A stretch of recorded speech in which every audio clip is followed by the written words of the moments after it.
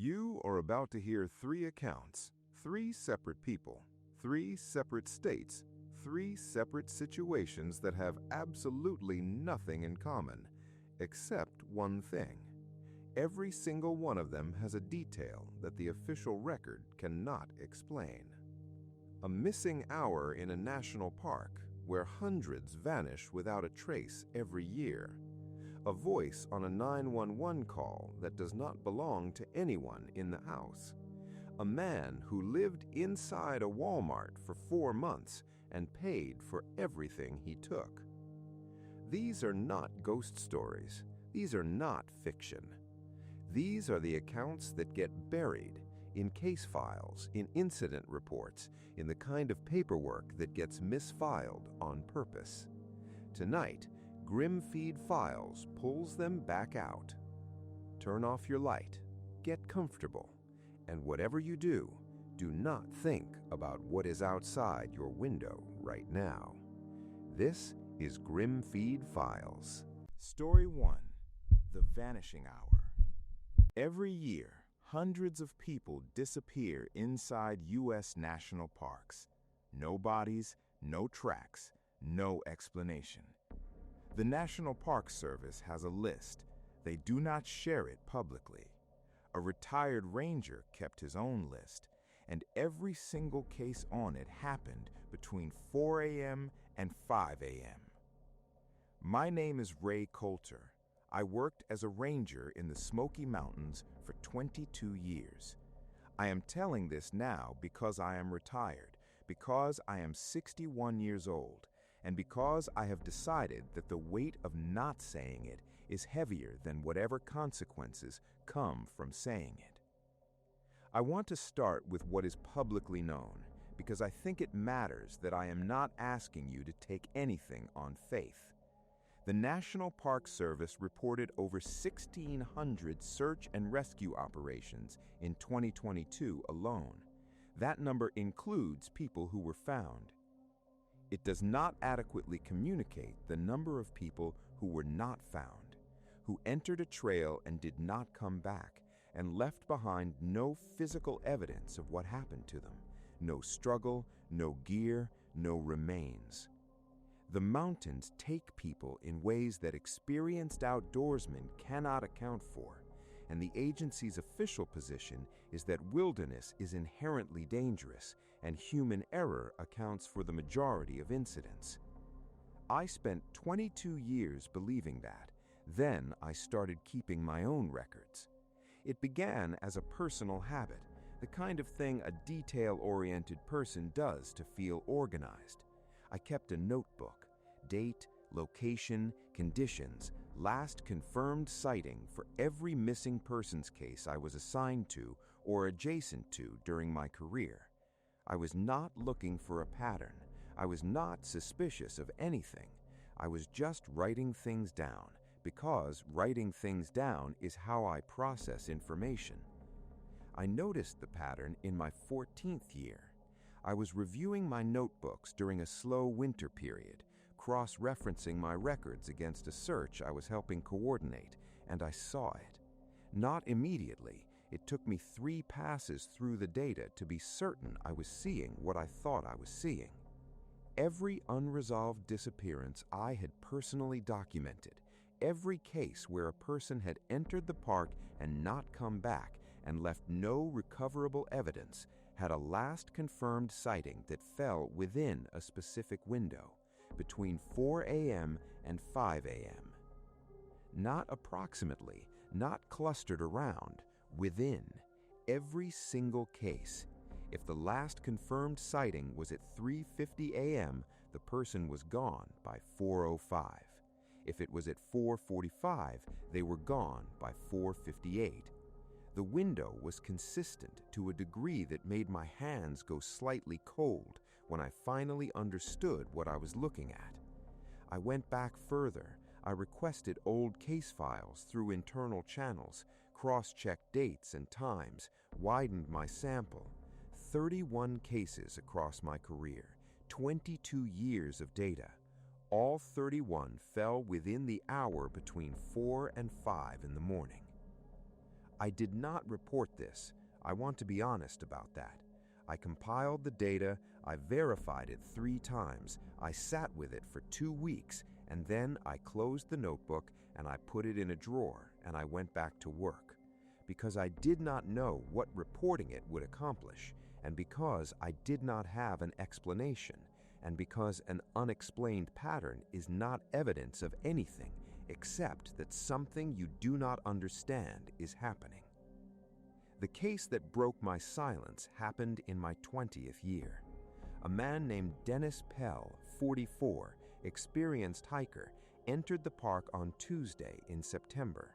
He was wearing a GPS-enabled fitness watch, the kind that tracks heart rate, steps, location, all of it, logged to the cloud in real time. He had told his wife he would be back by noon. He was not back by noon. We initiated a search by 2 p.m. The watch's GPS data showed his last confirmed location, a ridge trail about 6 miles in, at 4:17 a.m. After 4:17 a.m., the GPS data stopped. Not degraded, not interrupted by terrain, stopped. The watch was found 4 days later on the trail in good condition, battery at 34%, band intact, clasp intact, no signs of damage. The watch had not been removed by force or lost in a fall. It had been placed, that is the only word I can use, placed on a rock beside the trail, face up, as though someone had set it there deliberately. I pulled the full data log from the manufacturer with the family's cooperation. Heart rate data, step count, GPS, all of it. Up to 4:17 a.m., everything was normal. Elevated heart rate consistent with hiking, regular step cadence, GPS tracking smoothly along the trail. At 4:17 a.m., heart rate data stopped, step count stopped, GPS stopped. Every sensor on the watch went to 0 simultaneously. Not a malfunction. Malfunction produces irregular data, spikes, drops, corrupted readings. This was not irregular. This was clean. Every reading going to 0 at the same second, as though the thing the watch was measuring had simply ceased to be measurable. Dennis Pell was never found. I retired 8 months after that case. I took my notebooks with me. I have looked at the data perhaps 100 times since. I have no explanation. I am not offering one. I am only telling you what the records show, that in 22 years, in 31 unresolved cases, something happens in those mountains between 4 and 5 in the morning that the mountains do not give back. I checked my own logs before I wrote this. The one time in my career I worked a night shift on that ridge trail, a grid search, winter, 4 years before Dennis Pell, I have a note in my own handwriting that reads, lost approximately 45 minutes, 0400 to 0445, disoriented, no explanation, do not note in official log. I had forgotten writing that. I do not remember that 45 minutes. I have not gone back to that trail since. Story 2. The voice behind the voice. When someone calls emergency services from inside a locked house, and officers arrive to find every door bolted from the inside, every window latched, and the caller sitting upright, eyes open, remembering nothing, the official report calls it a medical episode. The audio file calls it something else, because there are 2 voices on that call, and only one of them belongs to the woman who made it. I am a retired emergency services dispatcher from Licking County, Ohio. I worked the overnight shift for 19 years. I have taken calls that I will not describe here because they do not belong to me to describe. Calls that involve the worst things that happen to people. Calls that I processed as professionally as I could and then carried home and set down somewhere in myself where they became part of the permanent architecture of who I am. I thought I had heard everything. The call came in at 2:11 a.m. on a Thursday in November. Female caller, whispering. Address in a subdivision about 4 miles from the county line. The whisper was controlled, not panicked, not hysterical, deliberate. The kind of whisper that comes from someone who has made a calculation about volume and made a decision.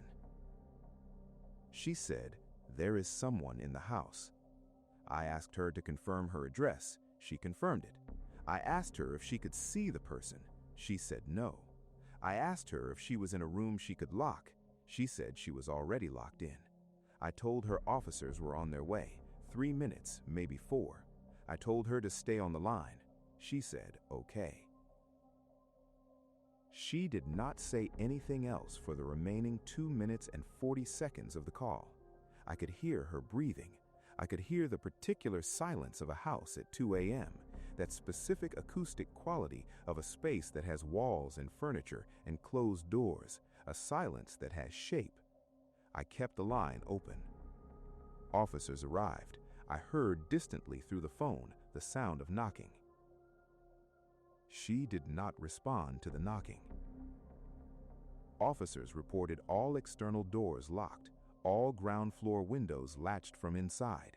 They requested permission to force entry, which I authorized. They found her in the master bedroom, sitting upright on the edge of the bed, fully dressed, eyes open, unresponsive. Not unconscious, unresponsive, staring at a fixed point on the wall opposite. When officers spoke to her, she did not react. When they touched her shoulder, she turned her head slowly and looked at them, and then, after a moment, she blinked and asked what was happening. She had no memory of making the call. She was evaluated at the hospital and discharged the following morning with a preliminary diagnosis of a dissociative episode, possibly stress-related.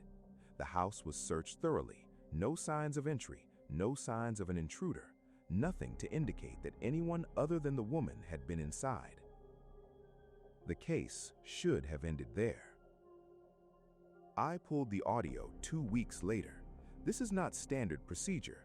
Dispatchers do not typically review closed calls without a formal reason, but something about the call had stayed with me, the way certain calls do, and I had access to the archive, and it was a slow Thursday, and I listened to it again.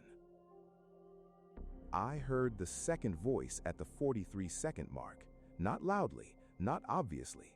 It was sitting underneath the woman's voice, not behind her, not in the background of the room, but underneath, woven into the frequency of her own speech in a way that required the audio to be slowed and the gain to be raised before it separated into something distinct.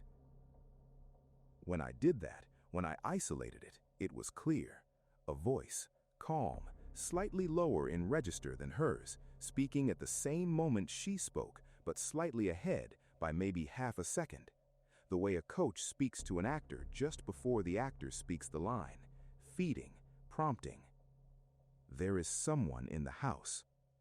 Her voice saying it, and underneath it, half a second before, another voice saying the same words, not echoing, leading. I went through the entire call, every sentence she spoke. Confirm your address, I can't see them, I am already locked in, okay, was preceded by exactly that half-second margin by the second voice saying it first. She had not been reporting what she saw, she had been repeating what she was being told to say. I flagged the call for review. I included a timestamp guide and a note about the secondary audio.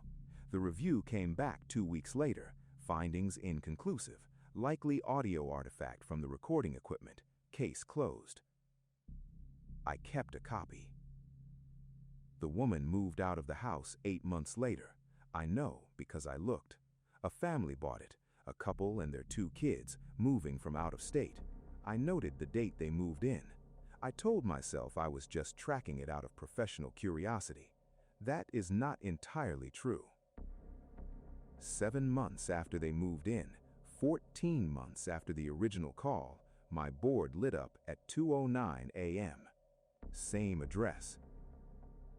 Different caller, the husband this time, whispering the same whisper, controlled, deliberate.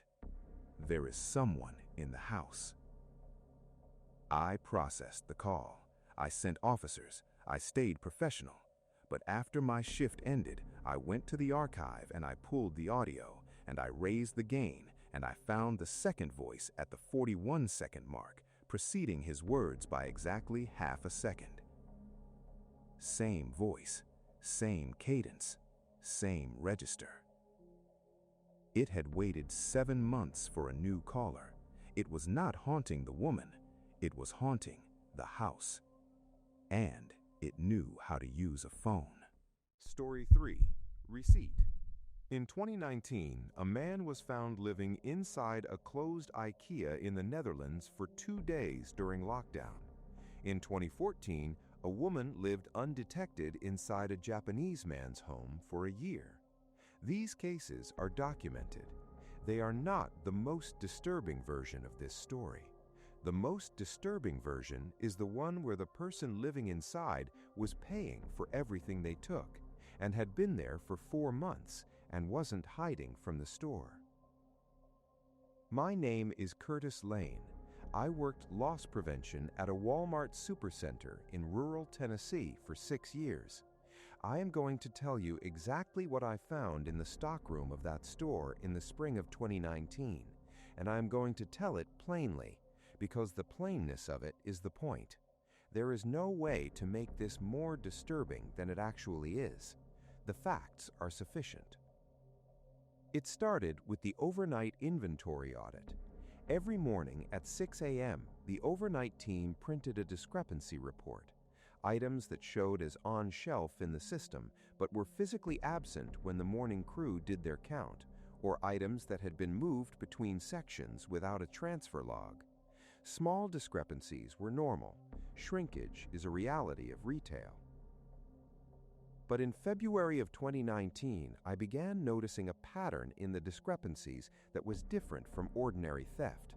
The missing items were always single servings, 1 granola bar, 1 bottle of water, 1 packet of instant oatmeal, individually priced items, the kind purchased for personal consumption rather than resale. And they were always from different sections: grocery, then camping, then personal care, then grocery again, rotating, as though whoever was taking them was being deliberate about distribution, about not drawing too much from any single area. The other thing was the packaging. With ordinary theft, you find evidence, wrappers in the wrong place, packaging torn hastily, items abandoned when something spooked the thief. I found nothing. Whatever was being consumed was leaving no trace. The wrappers were going somewhere. The packaging was being disposed of, cleanly and completely, inside the store. I walked every aisle during my overnight checks for 2 weeks and found nothing, no accumulation, no debris. I pulled the security footage in the 3rd week. I had 47 cameras covering the floor. I reviewed 12 nights of footage in segments, looking for anyone in the store after close who was not staff. The overnight team was small, 5 people, and I knew all of them. I was looking for a 6th. What I found instead was an absence. Every camera had blind spots, areas of overlap or angle where coverage lapsed. In a store with 47 cameras, this was expected and acceptable. But as I reviewed the footage night after night, I began to notice that the blind spots were being used, not randomly, specifically. Whatever was moving through the store after hours was moving in a pattern that kept it consistently out of frame, not avoiding one camera, navigating all of them, moving through the store's coverage gaps the way water moves through a landscape, finding the path of least resistance, the route that had been studied and memorized. Someone had mapped my cameras. The cameras that did capture movement, at the margins, at the edges of frame, showed a shape, never a face, never enough detail for identification, just a figure, always at the periphery, always moving with the unhurried deliberateness of someone who knew they had time. I found the space in the 4th week. It was behind a false panel in the northeast corner of the stockroom, a section of shelving unit that was flush with the wall, but was, upon close inspection, not actually attached to it. The panel swung inward. Behind it was a space approximately 4 feet wide and 8 feet deep, running along the building's exterior wall, where the insulation created a cavity between the inner and outer structure, a space that had existed architecturally since the building was constructed, a space that someone had found and furnished. Furnished is the right word. It was organized with a precision that I found, and still find, more unsettling than any disorder would have been.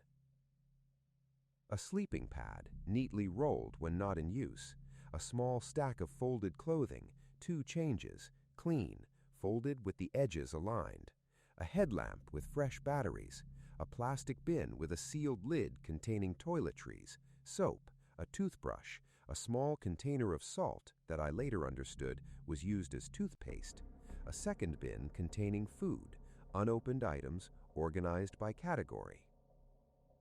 And on the floor, held flat under one corner of the sleeping pad, a stack of Walmart receipts. I counted them, 61 receipts, each one printed from self-checkout Terminal 3, the terminal nearest the stockroom, the one with the best angle away from the overhead camera.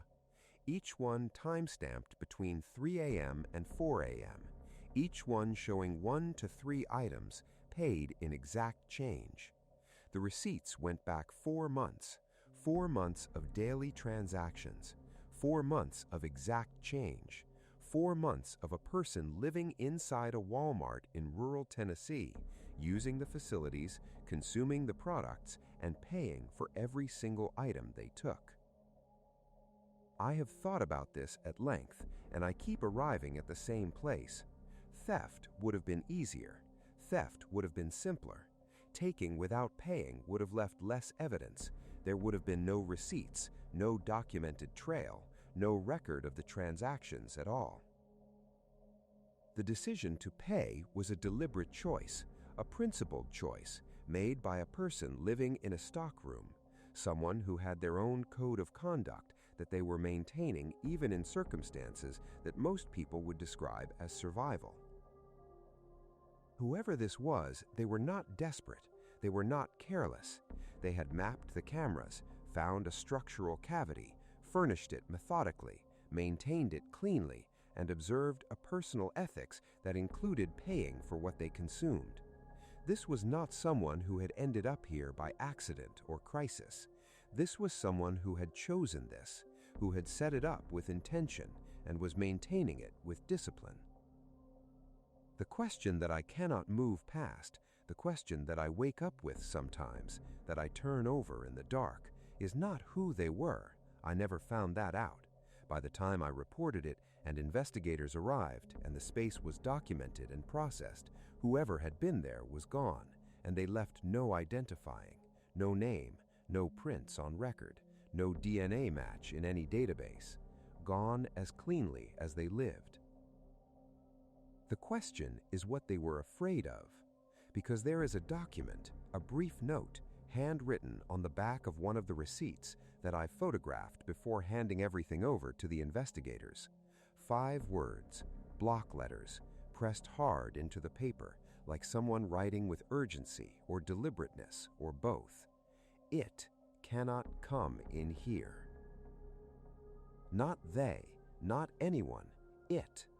Whatever had driven this person, this methodical, principled, careful person, to live inside a Walmart in rural Tennessee for 4 months, they were not afraid of human beings. They were not hiding from a person.